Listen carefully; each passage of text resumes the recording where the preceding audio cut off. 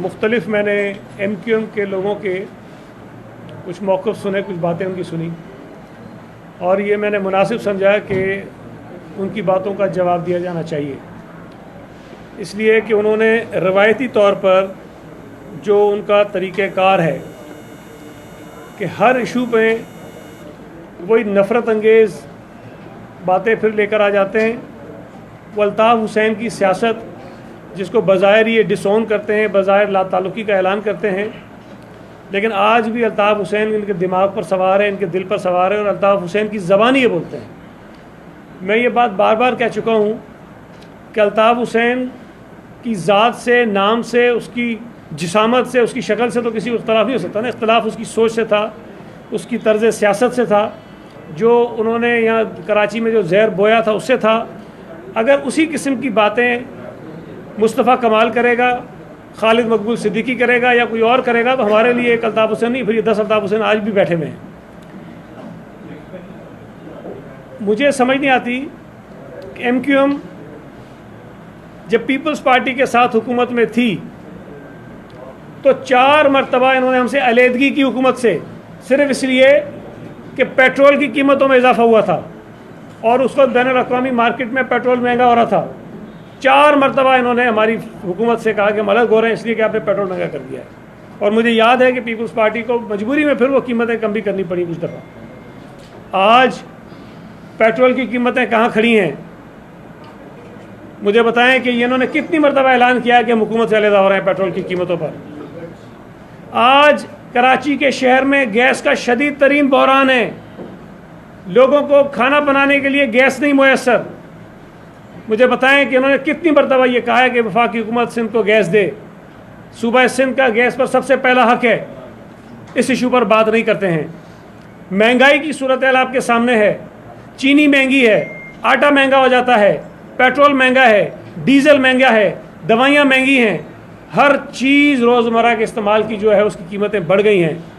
लेकिन कितनी मरतबा MQM ने यह कहा है कि हम इस हुकूमत से अलहदा हो रहे हैं। जो अवाम के इशूज़ हैं, जिससे लोगों का इंटरेस्ट वाबस्ता है, जिससे लोगों के मसाइल कम हो सकते हैं, जिससे लोगों की मुश्किलात कम हो सकती हैं, उस पर एक लफ्ज़ इनके मुंह से नहीं निकलता। लेकिन कोई मौका मिल जाए, कोई मौका मिल जाए, सिंध हुकूमत के हवाले से वही नफरत अंगेज़ बातें, वही जहर उगलना शुरू कर देते हैं। और पीपल्स पार्टी को कहते हैं जी तासुब पर मबनी सियासत करती हो, खुदा का खौफ करो। इस शहर में लिसानी कत्लो गारत गरीब तुम लोगों ने करवाई। इस शहर में पठानों को इसलिए मारा कि वो पठान थे, पंजाबियों को इसलिए मारा कि वो पंजाबी थे, बलोचों को इसलिए मारा कि वो बलोच थे, सिंधियों को इसलिए मारा कि वो सिंधी थे, और आखिर में मुहाजिरों को इसलिए मारा कि वो अल्ताफ के साथ नहीं थे। वो हमें कहते हैं कि हम तासुब की सियासत करते हैं, और इनको एहसास होना चाहिए, ये अपना मुहासबा करें कि किस नहज पे पहुंच गए। ये बल्दिया टाउन का इंतखाबी रिजल्ट उठा के देखें कि किस नहज पे हैं। कराची के शहरियों ने MQM को उसकी औकात दिखाई है। कैंटोनमेंट के इलेक्शन अभी हुए हैं ना, अभी कितनी पुरानी बात है, कुछ महीने हुए हैं। पूरे शहर से 3 सीटें हैं MQM की, 3, चौथे 5वें नंबर पर आए वोटों के हिसाब से भी। और बाबा अपना मुहासबा करो, सोचो कि तुम्हारे वो कौन से करतूत थे जिसकी बिना पर लोग तुम्हें मुस्तरद कर रहे हैं, लोग तुम्हें वोट नहीं दे रहे हैं, 5वें 6ठे नंबर पर तुम आ रहे हो।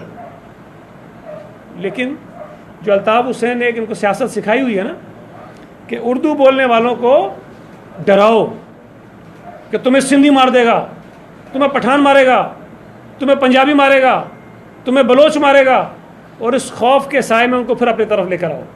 ये तर्ज सियासत मुस्तरद हो गया। इस तर्ज सियासत ने कराची को बर्बाद कर दिया, कराची की तालीम बर्बाद कर दी, कराची के हज़ारों नौजवानों की जानें चली गईं, कराची की माएँ बेचारे अपने बच्चों से बिछड़ गईं, हमारी बहनें बेवाएँ हो गईं, बच्चे यतीम हो गए। इनकी तर्ज सियासत नहीं बदल रही है, वही दुकानदारी अपनी करनी है, वही तर्ज सियासत करनी है। मुस्तफ़ा कमाल को सुना, कहते हैं वजीरों को उठा लो, उनके बच्चों को उठा लो, और हम राह की नहीं करते हो। भाई राह के एजेंट तुम थे ना, अगर तुम कहते हो हमने ख़त्म कराया है, अगर तुम कहते हो कि अल्ताफ राह का एजेंट था, तुम उसके साथ थे। तुमने तो बहुत अरसे बाद पता नहीं क्या वजूहत थी जिस पर कहा कि मैं अलग हो गया हूँ, तुम उसके साथ थे। अगर वो राह का एजेंट था तो सारी ज़िंदगी तुमने उसमें परवरिश पाई है, उसके साय में।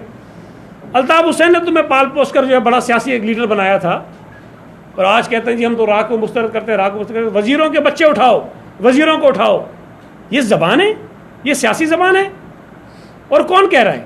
वो कह रहे हैं जो शहर के सबसे बड़े दहशतगर्द थे, जिनकी शनाख्त है कि जी वो बोरी बंद लाशें, बत्ताखोरी, कत्लो गारत गरी, ये उनकी शनाख्त है।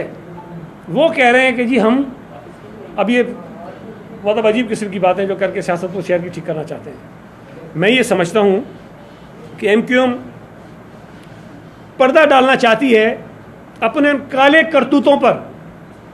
ये बार बार कहते थे कराची की आबादी कम दिखा रहे हैं, कराची की आबादी कम दिखा रहे हैं, बड़े चैंपियन बनते थे कराची के हुकूक के। पीपल्स पार्टी खड़ी रही है मरदमशुमारी के खिलाफ आखिरी वक्त तक। एमक्यूएम ने सौदा किया है। जो कमेटी बनाई वफाकी हुकूमत ने, उस कमेटी में एमक्यूएम का वजीर मेंबर था। दिखाने के लिए कहते हैं हमने डिसेंटिंग नोट लिख दिया। उसके बाद क्या किया भाई? कितनी आवाज़ें उठाई हैं, कितनी मरतबा ऐलान किया कि हम इस हुकूमत से अलग हो जाएंगे अगर ये मुतनाज़ा मरदमशुमारी तुमने मंजूर की। एक मरतबा भी नहीं की। कहते हैं जी कराची की आबादी कम दिखाई, लेकिन हुकूमत में रहेंगे, मरदमशुमारी को कबूल करेंगे।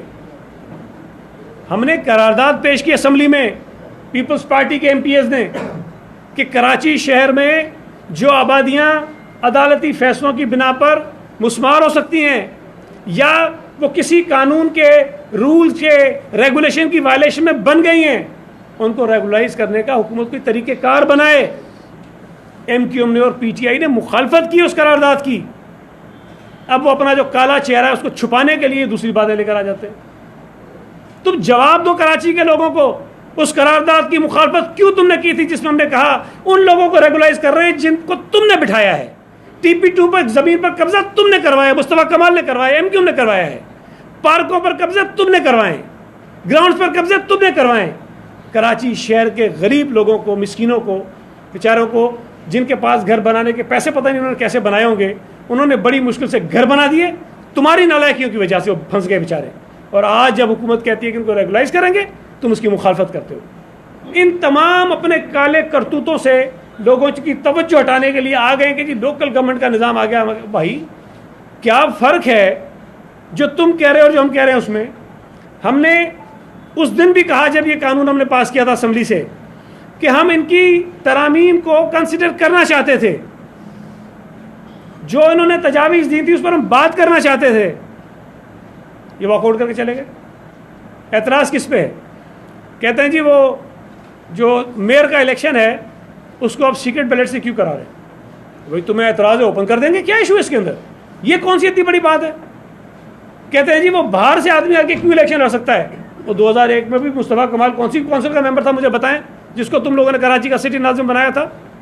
तुम्हारे कौन से जो शहर के नाज़िम बने थे वो कौंसिल के मेंबर थे? तुमने बाहर से उनको बनाया था।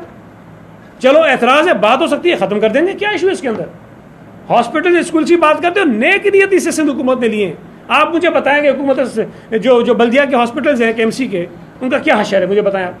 तनख्वाहें नहीं मिलती लोगों को, गोश्त मुलाजिम तुमने भरे हुए उनके अंदर, चल नहीं रहे हैं वो। हुकूमत ने इस नीयत से ले लिए कि भाई इनको हम ठीक करेंगे। तुम नहीं करना चाहते हो, तुम चाहते हो KMC के पास रहें, जो मेयर आए उसको चलाए, कोई इशू नहीं, इसमें भी बात हो सकती है। सिंध हुकूमत की जिद तो कोई नहीं है, और चीज़ें ठीक हो सकती हैं भाई। मैं आपको बता रहा हूँ कि मेरा मौक़िफ़ था कि DMCs हमें सूट करती हैं, लेकिन नासिर शाह साहब ने कहा कि PTI का भी ख्याल है, जमात का भी ख्याल है, MQM का भी ख्याल है कि टाउन्स होने चाहिए। हमने टाउन्स बना दिए। मैं आपको फिर कह रहा हूँ कि DMCs हमें सूट करती हैं, पीपल्स पार्टी को। हमने वो DMCs की बात छोड़ी, हम टाउन्स पे आ गए, इसलिए कि बाकी जमातें चाहती हैं कि टाउन्स बने, इसलिए कि DMCs को डिसेंट्रलाइज करें, नीचे जो बना। कोई इख्तियार नहीं लिया गया किसी से, हमने इख्तियार दिए हैं भाई टाउन्स को। 5 सालों में भी मेयर आपका ज़रूर कहता होगा कि इख्तियार मेरे पास नहीं है। मुझे बताएं कि किस DMC के चेयरमैन ने कहा कि मेरे पास इख्तियार नहीं है पिछले 5 सालों में? मैं वो कह रहा था जी वो कचरा उठाने का इनके पास होना चाहिए। आज भी कानून उठा के पढ़ो तो सही। गार्बेज कलेक्शन आज भी लोकल गवर्नमेंट के पास है। सॉलिड वेस्ट मैनेजमेंट बोर्ड तो उनकी सपोर्ट करने के लिए है। अगर कोई DMC, कोई टाउन की म्यूनसिपल कॉरपोरेशन, कोई और इदारा अगर चाहता है कि कचरा खुद उठाए खुद। सॉलिड वेस्ट मैनेजमेंट बोर्ड उनके ऊपर मुसलत नहीं है। हमने ये कहा कि भाई हम वाटर बोर्ड में, हम बिल्डिंग कंट्रोल में, हम सॉलिड वेस्ट मैनेजमेंट बोर्ड के बोर्ड में लोकल गवर्नमेंट के नुमाइंदों को कुछ जगह देंगे, लेकिन वो लोकल गवर्नमेंट के कानून में तरमीम से नहीं होना था। उसके लिए हमने वाटर बोर्ड के कानून में तरमीम करनी है, उसके लिए हमने बिल्डिंग कंट्रोल के कानून में तरमीम करनी है, उसके लिए हमने सॉलिड वेस्ट मैनेजमेंट बोर्ड के जो कानून है उसमें तरमीम करनी है। हर चीज़ को तासुब की बुनियाद पर लेकर आ जाते हैं। कोई ऑफिसर कहीं डिस्ट्रिक्ट सेंट्रल में लग जाए, कहीं कोरंगी में लगे तो एक तूफान बर्पा कर देते हैं, धमकियां देते हैं ऑफिसर्स को कि अगर तुम आओगे तो पता नहीं तुम्हारे साथ हम क्या करेंगे। वो क्या गुंडागर्दी है, शहर को बर्बाद करके रख दिया। अब बड़ी मुश्किल से जाके कुछ सालों से अमन है, बच्चों की लाशें नहीं गिर रही हैं, कुछ सुकून है। ये बेसुकून है कि लाशें क्यों नहीं गिर रही हैं, इनकी सियासत क्यों नहीं चल रही है, खूनरेजी क्यों नहीं हो रही शहर में। इनके मुंह को खून लगा हुआ है, बेगुनाहों का खून बहेगा तो इनकी दुकानदारी चलेगी। आज इस शहर में अगर अमन है तो एमक्यूएम खत्म हो रही है। एमक्यूएम की सियासत जिंदा होती है कि इस शहर में बदअमनी हो, यहाँ पर खूनरेजी हो, यहाँ सिंधी और मुहाजिर लड़ाई हो, यहाँ पर पठान और मुहाजिर लड़ाई हो, यहाँ पंजाबी और मुहाजिर लड़ाई हो, यहाँ मुहाजिरों को मुहाजिरों से लड़ाई जाए तो इनकी दुकानदारी चलती है। ये दोबारा उस तरफ लेकर आना चाहते हैं। आज मैं समझता हूँ कराची के शहरी अपनी सियासत का आज़ादी के साथ इजहार कर रहे हैं। अब जिस पार्टी में जाना चाहते हैं वो खौफ के मारे जो एमक्यूएम में थे, जिनको ये डर था कि एमक्यूएम छोड़ देंगे तो हमारी बोरीबंद लाश मिलेगी, आज वो आज़ादी के साथ दीगर जमातों में जा रहे हैं। पीपल्स पार्टी में भी आ रहे हैं, पीटीआई में भी जा रहे हैं और जमातों में भी जा रहे हैं। इनको ये बर्दाश्त नहीं है कि ये कैसे हो सकता है कि कोई आदमी एमक्यूएम छोड़ के चला जाए, इसको तो कब्र में होना चाहिए, ये पार्टी में कैसे जा रहा है। ये बर्दाश्त नहीं हो रहा है। मैं ये समझता हूँ कि इस किस्म की जो सियासत है वो मज़ीद चलने वाली नहीं है। इन्हें सीखना चाहिए, इन्हें समझना चाहिए कि हालात अब वो नहीं हैं जो अल्ताफ़ हुसैन के दौर में थे। अब कोई और अल्ताफ़ हुसैन नहीं बन सकता है कि वो लाशें गिराए। तुम ये जितनी हरकतें करोगे अपने आप को मज़ीद अब तुम्हारा गहरा तंग होगा, लोगों में रुस्वा होगे, ख्वार होंगे, लोग तुम्हें वोट नहीं देंगे। कराची के लोगों ने लिसानी सियासत की जितनी सज़ा भुगती है, जितनी कीमत चुकाई है, मज़ीद वो बर्दाश्त करने के काबिल नहीं है। आपने सियासत करनी है, सियासत करें, तनकीद करें, सिंध हुकूमत पर करें, हमारी पॉलिसीज़ पर करें, हमारे खिलाफ मुजाहरे करें, जलसे करें, अदालतों में जाइए, आपका हक है। लेकिन धमकियाँ देना और खूनरेजी की तरफ लेके जाना, लिसानी सियासत को फिर फ़रोग़ देना और ये कहना कि जी पीपल्स पार्टी जो है वो सिंधु देश की बात करती है और ये जो तो सूरमा बैठे हैं ये सिंधु देश के ख़िलाफ़ थे। और पीपल्स पार्टी सारी ज़िंदगी कौम परस्त जमातों के सामने लड़ी है। पीपल्स पार्टी की वजह से कौम परस्त जमातें ख़त्म हो रही हैं। पीपल्स पार्टी ने कौम परस्त जमातों को जगह नहीं दी है। आप लोग तो जाके मिलते रहे उनसे, आप तो चाहते थे कि ये आप लोगों ने कहा था कि मिल के करो सियासत, इसलिए कि वो भी तकसीम चाहते थे, तुम भी तकसीम चाहते थे। तो मैं ये समझता हूँ कि जो कुछ ये जहर उगल रहे हैं, जो कुछ नफ़रत का बीज दोबारा शहर में बोने जा रहे हैं, हम किसी सूरत में ये नहीं होने देंगे। हम कराची के शहरियों को जिनको अमन मिला है, जिनको सुकून मिला है, जिनके बच्चे महफूज हैं, दोबारा इस दहशतगर्द जमात के हवाले नहीं होने देंगे। अगर एमक्यूएम चाहती है कि वो दहशतगर्दी करें, लोगों में नफरत पैदा करें, तो पीपल्स पार्टी इनके रास्ते में सबसे बड़ी रुकावट होगी। ये जितनी मर्जी चाहे हमें गालियाँ दे दें, जितनी मर्जी चाहे हमें धमकियाँ दे दें, हम इनकी धमकियों में आने वाले नहीं हैं। हम इनके खौफ से, इनके डर से हम पीछे हटने वाले नहीं हैं। जब इनके अल्ताफ़ हुसैन साहब का जो बोलबाला था, जब हर चीज़ जो चाहते थे हो जाती थी, ये लोग जो यहाँ बैठे हुए हैं ये उस वक्त भी चुप नहीं हुए थे। हम उस वक्त भी बोलते थे, गाड़ियों पे फायरिंगें भी हुई हैं, हमले भी हुए हैं, पता नहीं क्या क्या कुछ इन लोगों ने किया है, लेकिन ज़बानें उस वक्त भी खुली रही। तो अब तो भाई तुम बचे कुछ नहीं हो, अब तुम्हारे अंदर सांस नहीं है, तुम्हारी अंदर हवा निकल गई है। अब ये जो तुम्हारे ड्रामेबाजियाँ हैं ना कि हम ये कर देंगे वो कर देंगे, दुनिया सब तुम्हें देख चुकी है। अब मुझे यकीन है कि अगले इलेक्शन में एमक्यूएम भागना चाहती है। अगले इलेक्शन में हिस्सा लेने से ये राय फरार इख्तियार करना चाहते हैं। इनको अंदाज़ा, इनको पता है कि ये जलील और रुसवा होंगे अगले इलेक्शन में बलदियाती में। इनको कैंडिडेट्स नहीं मिलेंगे, इनको उम्मीदवार नहीं होंगे इनके पास, और पीपल्स पार्टी के उम्मीदवार इनकी जमानतें जब्त करवाएंगे। एमक्यूएम के लोग आप देखिएगा कितनी बड़ी तादाद में पीपल्स पार्टी में शामिल होते हैं, इसलिए कि वो इस लिसानी सियासत है तंग आ गए। वो कराची शहर को तरक्की याफ्ता देखना चाहते हैं, उसको आगे बढ़ाना चाहते हैं। ये जो लड़ाई झगड़े थे उसको वो ख़त्म करना चाहते हैं। कोई सवाल आपका हो तो? न सिर्फ एमक्यूएम बल्कि पीएसपी, जमात इस्लामी, मुस्लिम लीग, काफ और दीगर सियासी जमातें भी इस बलदियाती निज़ाम को रद्द कर चुकी हैं। तो आप लोग मुज़ाकरात का सिलसिला शुरू करेंगे, इस पर कोई कोई हमआहंगी पैदा करने की कोई कोशिश करेंगे? देखिए, मैंने जमात इस्लामी की जानिब से तनकीद तो सुनी है, धमकियाँ नहीं सुनी। उन्होंने नहीं कहा कि बच्चे उठा लो तो ये कर लो, कत्ल कर लो, सड़कों पे आ जाओ, गोलियां चला लो, ये उन्होंने नहीं कहा। तनकीद करना उनका हक है। उनके जहन में एक लोकल गवर्नमेंट निज़ाम का खाका हो सकता है, उसको पेश करना उनका हक है, लेकिन कानून कौन सा होगा ये फैसला असम्बली ने करना है। हम बातचीत सबसे कर सकते हैं, जो लोग असम्बली में उनसे भी बात कर सकते हैं, जो असम्बली से बाहर हैं उनसे भी बात कर सकते हैं, और पीपल्स पार्टी के दरवाजे मुज़ाकरात के लिए हमेशा खुले रहते हैं, बात करेंगे। और आज भी मैं आपको दोबारा कह रहा हूँ कि इस कानून में जो बेहतरी होगी, मैंने 2-3 चीज़ें बताई ना जो मैंने सुनी थी कि जी मेयर का इलेक्शन ओपन होना चाहिए, वो कर दो। आप कहते हो जी बाहर का आदमी नहीं होना चाहिए, ना हो। आपको अस्पतालों का शौक है, रख लो, इसमें तो कोई इशू नहीं है, कोई झगड़ा ही नहीं है। तो ये हम बातचीत करने को तैयार है। ये बता दें कि गवर्नर को आपने एक तो बिल भेजा है, ठीक है, बल्दियाती, और दूसरा आपने एक ऑर्डिनेंस भेजा है, लेकिन जो जराए ये बता रहे कंफर्म कि कल दोनों जो है ना वो दोबारा एतराज लगाकर वो भेज देंगे। ऑर्डिनेंस के हवाले से आपकी क्या हिकमतअमली है? और बिल देखिए, अभी तो ये की थोड़ी सी डिटेल भी बता दें आप, जो ये मैं रेगुलराइजेशन से मुताल्लिक। मैं एक अर्ज़ करूँ आपसे। देखिए, पहली बात तो ये है कि अभी जो कुछ आप कह रहे हैं वो अजम्पशंस हैं कि वो ये कर देंगे। गवर्नर के पास आइन में ये इख्तियार मौजूद है कि कोई भी कानून अगर असम्बली बनाकर उनके पास भेजे तो उसके ऊपर वो एतराज़ात लगा के वापस भेज सकते हैं, लेकिन असम्बली के पास फिर इख्तियार है कि उसको मंजूर करके दोबारा भेज सकती है। फिर गवर्नर साहब के पास ये इख्तियार भी नहीं होता कि उसके अंदर वो कोई एतराज़ लगा सके। तो जो एतराज़ उनकी जानिब से लग कर आएंगे हम देखेंगे, अगर तो वो वाकई उसके अंदर कोई वज़न होगा तो उस पर गौर किया जाएगा। अगर वो हमेशा की तरह जिस तरह वो बेतुके एतराज़ात होते हैं वो बेतुका होगा तो मैं समझता हूँ कि असम्बली दोबारा उसको मंजूर कर लेगी और वो पास हो जाएगा। जो आपने ऑर्डिनेंस की बात की, मैं समझता हूँ इस पर अलग से हम एक बड़ी तफसील से बात कर लेंगे उस पर, क्योंकि अभी फिर वो बकास एक मिनट बकास।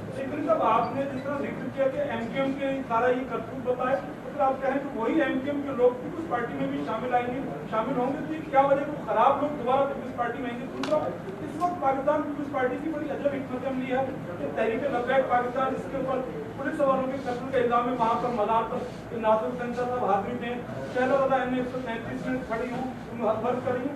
क्या पीपल्स पार्टी मदद करना चाहती है? देखिए, आपको मैं फिर याद कराऊँ कि शहीद मोहतरमा बेनज़ीर भुट्टो के वक्त में भी जब एमक्यूएम का ये मिलिटेंट विंग उरूज पे था और बहुत ज़्यादा कत्तो गारतगरी हो रही थी, तब भी हमारा ये ख्याल था कि एमक्यूएम के पॉलिटिकल विंग से बातचीत होनी चाहिए। मैंने हमेशा ये बात कही है कि एमक्यूएम में सारे लोग दहशतगर्द नहीं हैं। उन्होंने, आपको पता है यार, आप सारे कराची के लोग हैं, आपसे ज़्यादा कौन जानता होगा, मुझसे ज़्यादा आपके पास मालूमात होगी कि इनके मुख्तलिफ विंग्स हैं। वो जो मार कुटाई वाला अलग होता था और सियासत करने वाला अलग होता था। तो अगर वो लोग जो सियासत करते रहे हैं, जो दहशतगर्द नहीं हैं, जो पॉलिटिकल वर्कर्स हैं, और एमक्यूएम के साथ ठीक है, उनका नज़रियाती उनका अलाग उनके साथ होगा, उसके साथ चले होंगे, अगर वो किसी पार्टी में जाना चाहते हैं और आज वो हालात हैं कि वो आ सकते हैं, तो भाई आज से 2-3 साल पहले, 4 साल पहले तो सोच भी नहीं सकते ना कि जाएंगे कहीं। वो जाते तो बेचारे कब्र में जाते, बाकी तो पार्टी में तो जा नहीं सकते थे।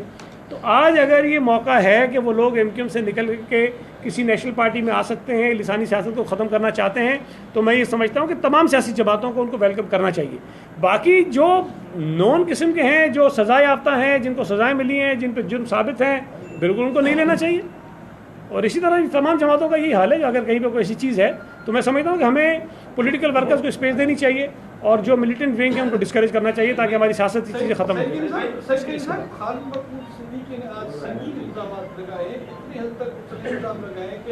जो सिंधु देश का ख्वाब देखने वाले थे, उनका ख्वाब अब पीपल्स पार्टी तामीर करने जा रही है, इस पर आपका क्या? देखिए, एक तो मैंने कहा ना कि ये नफ़रत की सियासत को पैदा करने वाले ये हैं। अब सिंधु देश के साथ या सिंधु देश बनाने वाली जमातों के साथ कुर्बत किनकी रही है आपको पता है। अल्ताफ़ हुसैन की कुर्बत रही, हमारी नहीं रही है। एमक्यूएम की कुर्बत रही है, उनके साथ हमारी नहीं रही है। तो पीपल्स पार्टी के ऊपर इल्ज़ाम ही ये सबसे बड़ा, कोई मानने को तैयार नहीं होगा। मैं समझता हूँ पूरे पाकिस्तान में अब चले जाएँ, वो जमात जो एक कौमी जमात है, वो जमात जो हर सूबे की जमात है, वो जमात जो इवन अगर कराची में भी है तो हमारे पास हर रंग व नस्ल का आदमी मौजूद है। आपको हर रंग व नस्ल का आदमी पीपल्स पार्टी में मिलेगा।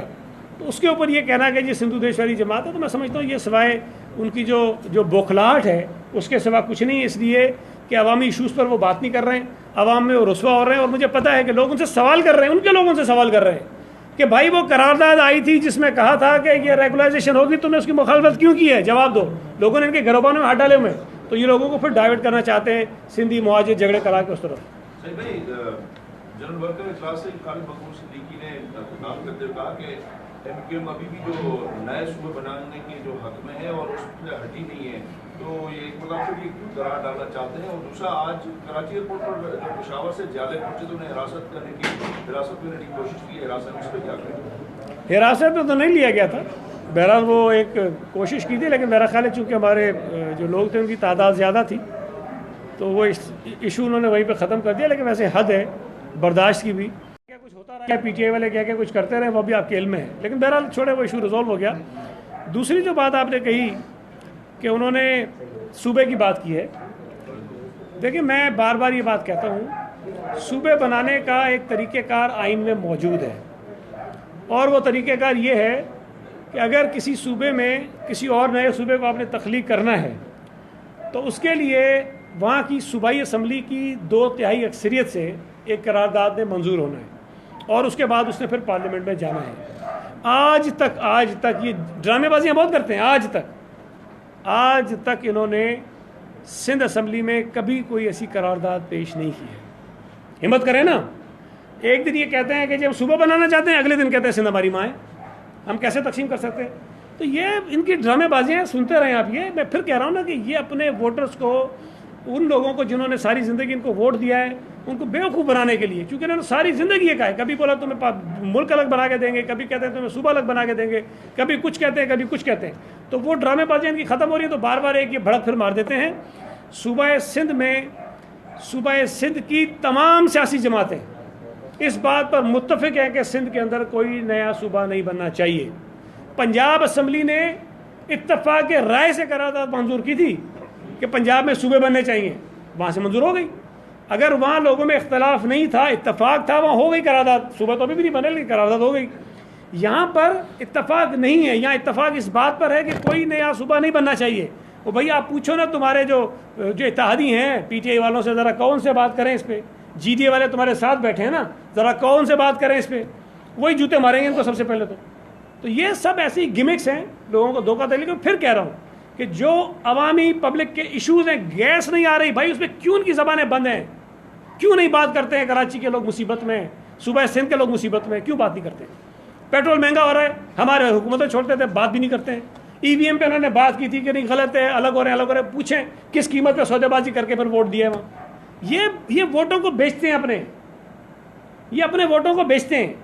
जो इनको वोट मिलते हैं थोड़े बहुत अब रह गए, उसके भी सौदे करते हैं ये कभी कभी कहते थे ना कि जी वो उर्दू बोलने वाला वज़ीर आला क्यों नहीं बनता।